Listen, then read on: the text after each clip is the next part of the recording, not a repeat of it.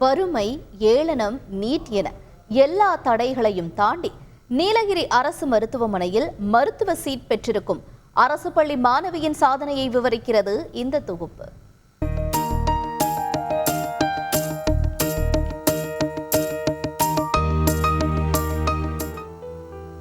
தரங்கம்பாடி அருகே உள்ளது ஆக்கூர் கிராமம். அங்கு கூரை காய்ந்து போக மழைநீர் உட்புகாமல் இருக்க தார்பாய் கட்டப்பட்டிருக்கும் குடிசையிலிருந்து நீலகிரி அரசு மருத்துவமனையில் MBBS படிக்க காலடி எடுத்து வைக்கிறார் சந்திரோதயா. 10, 12ஆம் வகுப்பு பொதுத் தேர்வுகளில் பள்ளியில் முதலிடம் பிடித்த சந்திரோதயாவின் ஆசையெல்லாம் மருத்துவராக வேண்டும் என்பது மட்டுமே. படித்தால் மருத்துவம்தான் என வைராக்கியத்தோடு 12ஆம் வகுப்பு முடித்ததும் நீட் தேர்வு எழுதியவருக்கு வெற்றி வசமாகவில்லை. அதனால் அவர் துவண்டு போகவும் இல்லை, வறுமையும் அவரை விட்டு வைக்கவும் இல்லை. புத்தகம், ஆடைகள் வைக்கப்பட்டிருக்கும் சின்ன அலமாரி அருகே சின்ன மேசையில் கனவுகளோடு படித்தவர் கொட்டும் மழையிலும் படிப்பை விடவில்லை.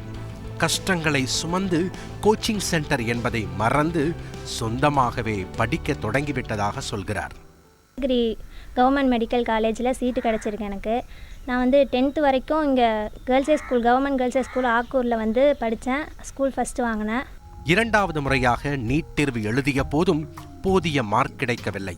வழக்கம் போல் என்ன படிக்கலையா, கல்லூரிக்கு போகலையா என சுற்றிய கேள்விகளை சட்டை செய்யாதவருக்கு தந்தையின் உத்வேகம் கூடுதல் பலமாக கிடைக்க நீட் தேர்வில் 492 மதிப்பெண் பெற்று வெற்றியை வசமாக்கி இருக்கிறார்.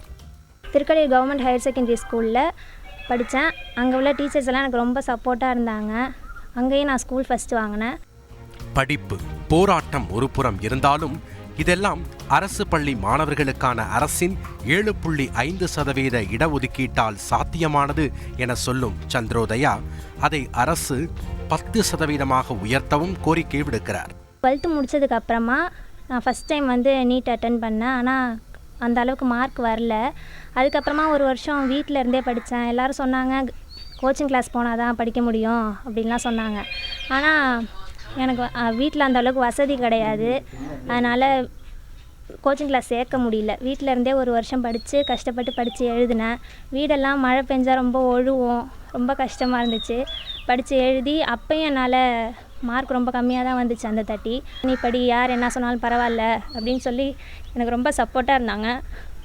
அதுக்கப்புறம் இந்த 30 நான் நல்ல மார்க் எடுத்து எங்கள் கவர்மெண்ட் காலேஜில் சீட் கிடச்சிருக்கு. ரொம்ப சந்தோஷமாக இருக்குது. 7.5% ஒதுக்கீட்டுப்படி தான் எனக்கு கிடச்சிருக்கு. அதனால் அரசுக்கு நான் ஃபஸ்ட்டு என்னோட நன்றியை சொல்லிக்கிறேன். மகளின் போராட்டங்களை எல்லாம் நினைவு கூறும் அவரது தந்தை, எனது ஆசையெல்லாம் என் மகள் என்னைப் போல் ஏழைகளுக்கு உதவ வேண்டும் என்பதே என பூரிக்கிறார். இங்கே தூக்கம் விழுவோம். அப்பப்பா நீ போய் நீ தூங்குங்கப்பான்னு சொல்லிட்டு 2 மணிக்கு வரைக்கும் படிக்கும். அப்புறம் காலையில் படுத்துட்டு மீண்டும் 4 மணிக்கு எழுந்திரிச்சிருங்க. அது பார்க்கும்போது ரொம்ப எங்களுக்கே ரொம்ப சிரமமாக இருக்கும். பிள்ளைய போட்டு இப்போ நீங்கள் வற்புறுத்தி தன்னை படிச்சுக்குதுன்னு. அக்கம் பக்கம் உள்ளவங்களாம் என்ன பிள்ளை ஏன் நீங்கள் படிக்க வைக்காமல் இருக்கீங்க, ஏன் படிக்க வைக்காமல் இருக்கீங்க, என்ன பண்ணுது ஏது பண்ணுது சொல்லிட்டு ரொம்ப தொல்லை பண்ணுவாங்க. காலேஜில் ஏன் சேர்க்கலன்னு. என்ன இந்த 7.5% அடிப்படையில் நீலகிரி கவர்மெண்ட் காலேஜில் இடம் கிடச்சிருங்க. என் பொண்ணு அதை படித்து முடித்து என்ன மாதிரி ஏழைங்களுக்கு அது ஏதாவது மருத்துவம் பார்க்கணுங்க. அதான் என்னோடய ஆசை. தடைகளை கடந்து மருத்துவம் படிக்கச் செல்லும் சந்திரோதயாவை எங்கள் ஊரிலிருந்து முதல் மருத்துவராக போகிறார் என ஊரே கொண்டாடுகிறது. செய்திகளை உடனுக்குடன் தெரிந்து கொள்ள உடனே சப்ஸ்கிரைப் பண்ணுங்க.